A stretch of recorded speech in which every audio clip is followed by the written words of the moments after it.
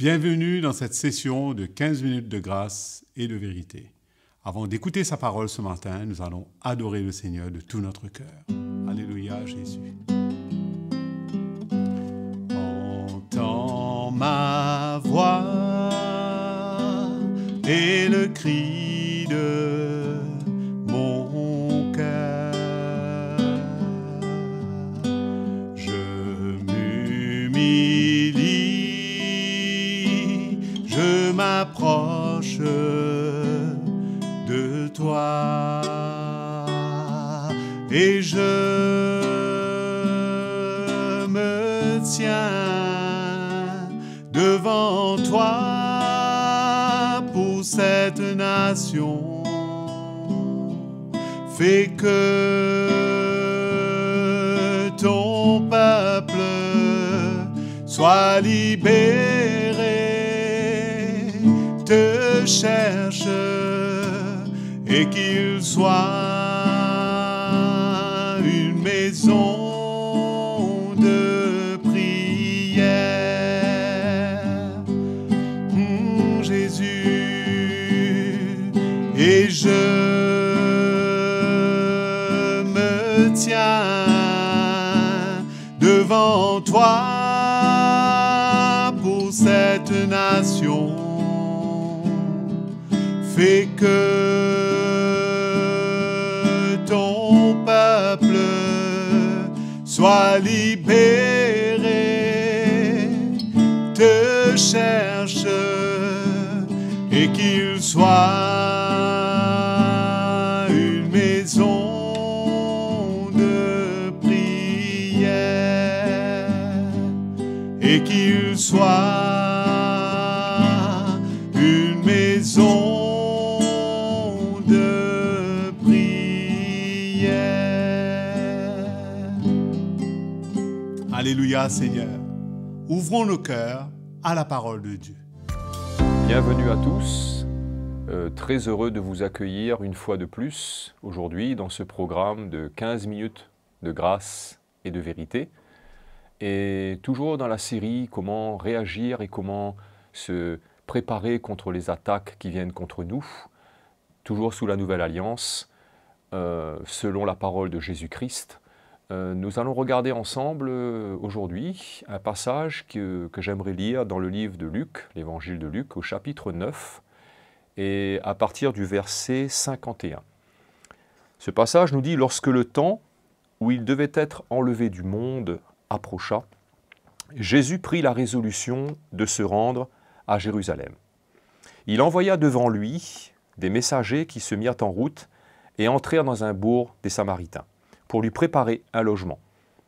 Mais on ne le reçut pas, parce qu'il se dirigeait vers Jérusalem. » Le verset 54 nous dit « Les disciples, Jacques et Jean, voyant cela, dirent « Seigneur, veux-tu que nous commandions que le feu du ciel, ou le feu du moins, descende du ciel et les consume, comme Élie le fit ?» Je me permets juste un petit aparté, une petite parenthèse. On va regarder ce que Élie a fait, justement. Donc si vous voulez tourner avec moi dans le deuxième livre des rois, au chapitre 1er, et on va lire à partir du verset 11. Alors, 2 Rois, chapitre 1er, verset 11. « Acasia envoya de nouveau vers lui un autre chef de 50 avec ses 50 hommes. » En fait, il s'agit d'un homme qui était venu pour pouvoir recevoir d'Élie une guérison. Et ce message dit que ce chef prit la parole et dit à Élie, « Homme de Dieu, ainsi a dit le roi, hâte-toi de descendre. » Élie leur répondit, « Si je suis un homme de Dieu, que le feu descende du ciel et te consume, toi et tes 50 hommes. » Et le feu de Dieu descendit du ciel et le consuma, lui et ses 50 hommes. Comme quoi, la parole de Dieu a été forte, a été claire, et lorsque Jacques et Jean sont face à cette situation, donc si on va retourner dans l'évangile de Luc, et ce que le Seigneur va répondre maintenant à Jacques et à Jean, et au verset 55 de l'évangile de Luc au chapitre 9, Jésus se tourna vers eux et les réprimanda, disant, « Vous ne savez de quel esprit vous êtes animés, car le Fils de l'homme est venu non pour perdre les âmes des hommes, mais pour les sauver. » Et ils allèrent dans un autre bourg. Donc, encore une fois, nous sommes là face à une situation où une injustice est réelle, une méchante intervention, une réaction humaine face à la demande du Seigneur Jésus à ses disciples, puisqu'il s'agit d'aller trouver un logement, d'aller dans la ville de Samarie, juste avant Jérusalem, pour pouvoir trouver un logement, pour pouvoir trouver un abri pour la nuit, donc quelque chose de tout à fait simple, quelque chose de tout à fait normal. Et ses disciples, Jacques et Jean, sont outrés de la réaction de ces Samaritains qui rejettent, qui refusent totalement d'accueillir le Seigneur et de les accueillir pour la nuit. Et la première réaction est une réaction humaine, une réaction qui est tout à fait normale pour les disciples, puisqu'ils considèrent que l'exemple a déjà été dans leur cœur par rapport à ce qu'Élie a fait concernant Akazia et ses serviteurs. Comment ils ont vu l'intervention par rapport à l'homme de Dieu. L'homme de Dieu dit, si je suis un homme de Dieu, ben, que le feu du ciel descend et que te consume toi et les 50 personnes qui sont avec toi. Et cette parole était dans le cœur de Jacques et de Jean. Et ses disciples avaient cette assurance que là, le Seigneur était avec eux et qu'ils demandaient l'ordre au Seigneur de pouvoir exécuter cette parole et demander aussi au ciel de faire tomber le feu sur tous ces gens de la Samarie qui ont refusé d'accueillir le Seigneur et de les accueillir pour la nuit.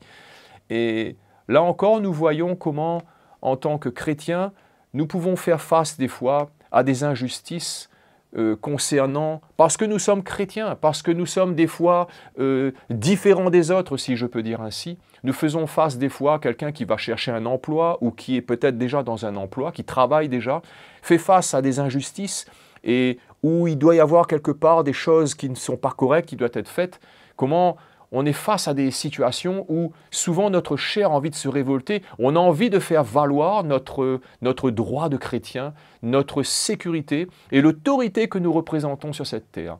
Et là, le Seigneur donne un exemple, donne une réponse quelque part qui est foudroyante. Elle est plus foudroyante, je dirais, que le feu du ciel qui descend du ciel pour consumer ces Samaritains. Parce que le Seigneur dit une chose, il dit qu'il n'est pas venu sur la terre, le Fils de l'homme n'est pas venu sur la terre pour détruire ou bien pour perdre les âmes des hommes, mais pour les sauver. Et là encore, fort de cette parole, fort de l'exemple que Élie a accompli, fort de ce que la présence du Seigneur avec eux, les disciples pouvaient demander. Ils étaient dans le droit de demander que le feu du ciel descende, mais ils avaient oublié l'essentiel, ils avaient oublié la priorité, ils avaient oublié la raison première pour laquelle le Seigneur est venu sur cette terre. De ce que l'évangile de Jean nous dit dans le chapitre 3, versets 16, 15, etc. Il dit que « Car Dieu a tant aimé le monde qu'il a donné sa vie, et afin que quiconque croit en lui ne périsse point, mais qu'il ait la vie éternelle. » Et c'était ça le message, c'était ça la priorité, c'était ça la raison première pour laquelle Jésus-Christ était venu sur la terre. Pas pour détruire les Samaritains envers qui les Juifs avaient une aversion parce qu'ils ne les considéraient pas comme des Juifs, ils étaient considérés comme une religion à part, ils étaient considérés comme des rejetés par les Juifs. Et les Juifs et les Samaritains ne se parlaient pas. Nous avons l'exemple de la femme qui puisait dans l'eau, dans l'évangile de Jean, chapitre 4, où le Seigneur vient s'asseoir auprès du puits et parler avec cette femme. Et les Juifs sont surpris, les disciples sont surpris de voir le Seigneur discuter avec cette femme, alors qu'ils n'ont pas de part. Et comment c'était évident pour les Juifs, donc pour ses disciples, Jacques et Jean, de consumer ce peuple qui ne servait à rien finalement, qui était inutile à leurs yeux, qui était contre la loi juive, qu'ils ne considéraient pas comme juifs. Mais le Seigneur leur donne la raison première pour laquelle il est venu sur cette terre. Non pas pour perdre les âmes. Et là, il ne parle pas des âmes des Juifs, mais il parle des âmes du monde, de toute l'humanité. Et comment, dans cet élan, ce zèle excessif d'une attaque, de contre-attaquer par rapport à ce qui se passait, par rapport à cette injustice qui était évidente, qui frappait, qui sautait aux yeux. Ces Juifs ont reçu une parole qui les a certainement touchés, et encore plus lorsque Christ est allé à la croix, il a été crucifié, il est mort à la croix. Je pense que cette parole a dû résonner dans leur cœur. Le Fils de l'homme n'est pas venu pour perdre les âmes, mais pour les sauver. Et c'est encore un exemple parfait de Jésus-Christ, de ce qu'il a accompli à la croix, de la manière dont il a donné sa vie. Et il l'a dit avant d'aller à la crucifixion. Et nous réalisons aujourd'hui comment, dans les attitudes de ces deux disciples, ce doit être des choses que nous devons faire mourir en nous-mêmes. Parce que cette même attitude, ce même désir, cette même soif, ce même feu dévorant dans le cœur du Seigneur, dans le cœur du Père, c'est de sauver l'humanité. Et à chaque fois que nous faisons face à une injustice, mon frère, ma sœur, je veux t'encourager, toi qui m'écoutes aujourd'hui, à chaque fois que nous faisons face à une injustice, à chaque fois que nous faisons face à quelque chose qui peut venir contre notre personne, contre notre vie, contre ce que nous voulons être, ou du moins qui vient heurter notre foi chrétienne, parce que nous sommes chrétiens, c'est pour cela que nous avons ces secousses et ces persécutions et ces outrages. Ne jamais oublier cette parole de Jésus-Christ qui dit qu'il n'est pas venu pour détruire les êtres humains, mais il est venu pour sauver les hommes et les femmes. Et combien nous avons vraiment besoin de réaliser ces paroles. Combien ces paroles ont besoin de prendre le dessus sur ce qui peut venir de notre chair, sur ce qui peut venir de notre raisonnement, de notre connaissance, ce qui peut venir de notre croyance, mais de rester sur la parole de Jésus-Christ. C'est pour ça qu'il est important d'être engendré comme des fils et des filles dans la maison de Dieu. Et de considérer que la parole de Jésus-Christ, elle est là pour mon enseignement. Elle est là non seulement pour m'instruire, mais aussi pour que je puisse mettre en pratique. Et que lorsque ces situations arriveront face à moi, face à toi qui m'écoutes, ces situations arriveront contre nous, nous puissions avoir la même attitude que Jésus-Christ a eue envers Jacques et envers Jean. Ne faites pas ceci. Au contraire, le Fils de l'homme n'est pas venu pour détruire, mais il est venu pour sauver, pour changer le cœur, pour donner une autre vie, une autre identité, un autre cœur, une autre soif à ceux qui demandent, ceux qui viennent à lui. Il ne va pas donner une pierre, comme il dit, mais il va donner du pain. Ceux qui viendront à lui, il ne donnera pas un serpent, mais il donnera un poisson, il donnera de quoi nous nourrir, de quoi venir vers lui. Et le Seigneur n'avait pas d'ennemis, il aimait tout le monde. Et c'est ça qui est merveilleux. C'est cette attitude qui demande la croix de Jésus-Christ, qui demande une intervention de mourir à nous-mêmes, comme le livre de Matthieu chapitre 16, versets 24 et suivants. Il nous dit que si tu veux me suivre, si je veux être ce disciple et si je veux suivre le Seigneur, je dois suivre le Seigneur en mourant à moi-même, en renonçant à moi-même, en renonçant à tous mes désirs, à tout ce que ma chair veut, à toutes les attaques que ma chair veut. Elle veut ces attaques, elle veut contre-attaquer de cette manière. Je dois renoncer à toutes ces choses et prendre ma croix pour suivre le Seigneur. Donc, encore une fois, mes chers amis, vous tous qui nous écoutez, je suis très heureux d'avoir partagé. J'espère que cette session vous a encore encouragé et à travers la parole de Jésus-Christ. Et je vous donne rendez-vous pour le prochain épisode.